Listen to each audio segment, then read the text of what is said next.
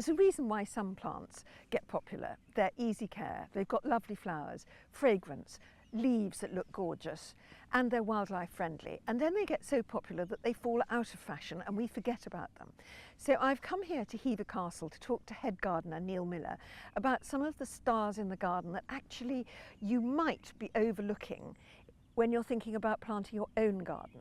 So we're going to have a look at some glorious but forgotten shrubs and trees that can really work hard in your garden. Hever Castle in Kent is famous as the childhood home of Henry VIII's fated wife Anne Boleyn, but it's also famous for its gardens, which were transformed in the early 20th century by the wealthy Astor family.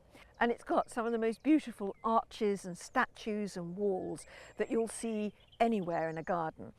They also have a festival of dahlias, they have a festival of spring colour, and they have a festival of tulips.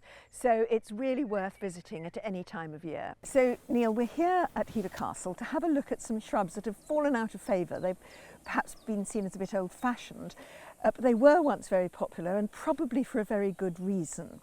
So what would you suggest in terms of shrubs that people perhaps aren't buying now but used to love? Yeah, I can remember many years ago in my parents' gardens, some beautiful shrubs. When you're looking at trees, everyone has a small apple tree, but what about crab apples? Crab apples give the most beautiful blossom, if not even better than the conventional apple trees, and the fruits are wonderful. And who remembers making crab apple jelly many years ago? So the colour and the versatility of that tree, small tree, is wonderful. And very useful for wildlife, isn't it?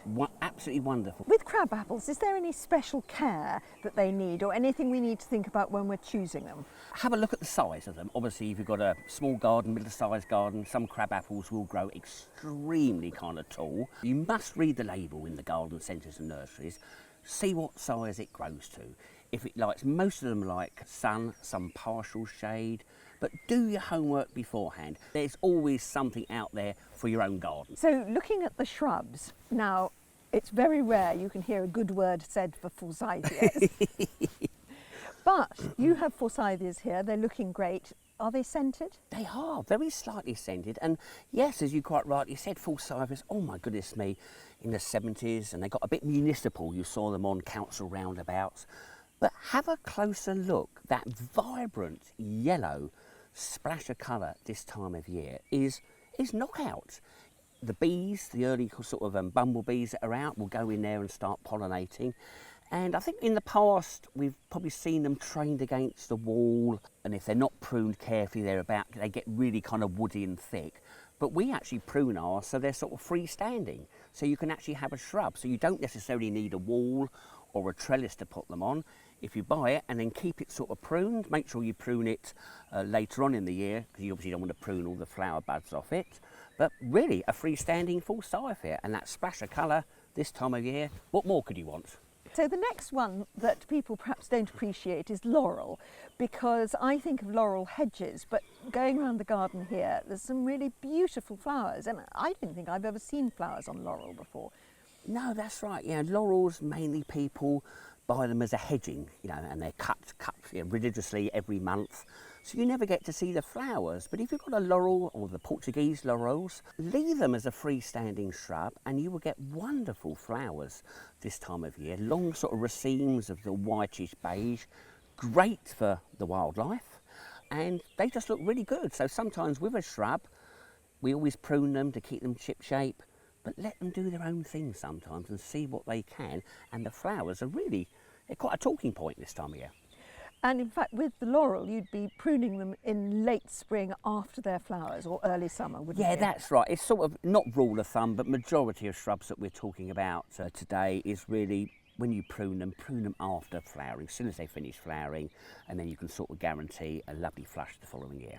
So on to another much maligned shrub, Skimmia. So what does Skimmia have to offer the garden?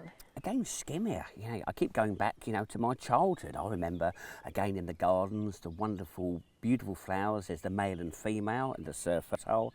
Again, evergreen. Doesn't grow too, it's quite a slow growing shrub. Has beautiful white, sort of beigey flowers now. and then you can actually get berries as well later on the female plants. So a really good all-rounder, and it will fill those gaps, and it really doesn't need any sort of care, to tell the truth. The habit of it, which I love on plants, it grows without you having to really prune them. So now there's one that I think everyone always loves. It's the cottage garden favourite, but even that has fallen into some sort of neglect, and that is honeysuckle. Now, I was really impressed to see the honeysuckle here is trained against a wall quite smartly. It's not this great tumbling thick hedge. So tell us how honeysuckle can be grown. Yeah, again, honeysuckle, really versatile, my goodness me. Sort of late spring, early summer, the beautiful scented flowers in sort of every kind of colour. And then if you leave them, you have the wonderful little hips, the lovely red berries. And again, a bit like the Forsythia, in the past, people have planted a honeysuckle and just left it there.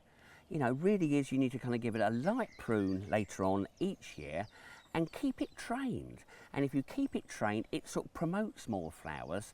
In the past, honeysuckles, they could get about 2 or 3 foot deep, and it was all woody, matted stuff, and you just got a coating of flowers. But keep it trained, keep it nice and tidy, and you'll be surprised how much blossom and fruit you'll get on them. And there's one which actually I think people have continued to love, and that's Chaenomeles, or the ornamental quince. So tell us about that. Again, the ornamental quince, it really is. Yes, it's been around, and I think really I hate to use that expression, it's still in vogue this time of year, and this year especially. The colours, the beautiful blossoms, you've got light pinks, you've got salmons, you've got rose, you've got white, you've got orange.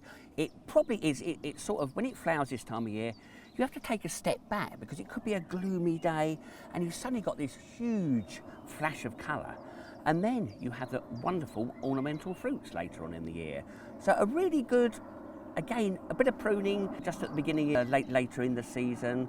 But again, a tough old cookie that you get lots from. So what about azaleas? Now, I think you've got to have a certain kind of soil, have you always? Yeah, with azaleas and sort of rhododendrons, you'll need a sort of an acid soil. But don't be put off. Goodness me, if you're lucky enough or unlucky enough to be on chalk, don't worry. You can actually plant an azalea in a pot. They don't grow as big, but put them in a pot with ericaceous, give them a bit of a feed during the year. And again, the colour that you have this time of year is amazing. But if you've got sort of clay acid soil, plant them again.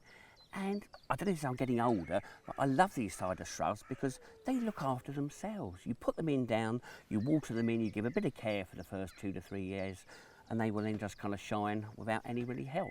Brilliant. We can't really ask for more. And of course, they're all very wildlife friendly, aren't they? This is the key thing, it really is. Most of the shrubs that we've talked about this morning have open blossoms, so those wonderful creatures that we have to look after can feed, can pollinate, and keep the world ticking over.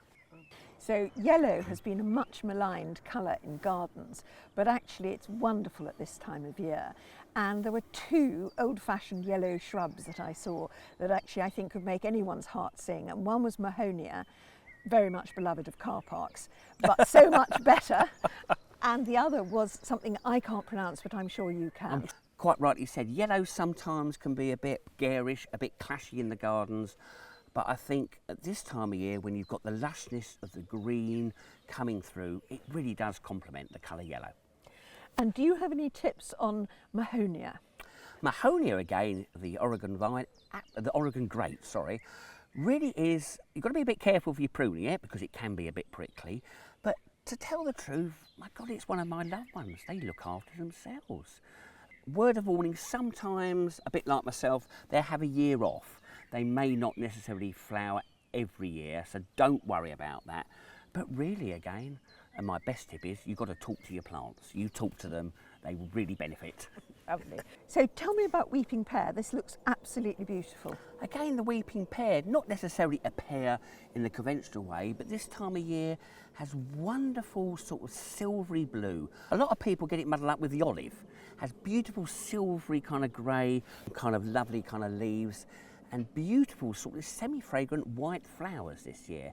You'll get small little ornamental fruits really, but it's the sort of foliage, and I think that's a key thing with certain shrubs. Yes, a lot of people go for the flowers, but the range of different colour foliage is spectacular. And I think this time of year, again, that wonderful sort of a grey, sort of bluey against the rest of the backdrop this time in the spring, wonderful. And in fact, would the weeping pear be a better choice than an olive in some sort of difficult cold situations? It would really, because like I said, with olives, as we all know, they're very hardy. It's sort of the cold wet that they don't like. And we've had down here, -5, 6, the olives have been fine, but it is a bit wet. But the sort of the nature of the weeping pear is they would take the cold, they're sort of deciduous, so they sort of go to sleep, so they're protected during the winter. And, obviously like anything, it has to be sort of free drains, but the water doesn't really affect them. So again, another little substitute. And also, as a bonus, you can actually clip them. So if you want a lollipop, like you have with the olives, standard, you can clip them into various different shapes as well. So. One of the most famous aspects of Hever Castle Gardens is its rose garden. So Neil Miller is a great expert in growing roses. So if you're interested in growing roses, how to grow roses, how to choose them, how to look after them, then don't miss this video coming up next on growing roses, everything you need to know. And thank you for watching. Goodbye.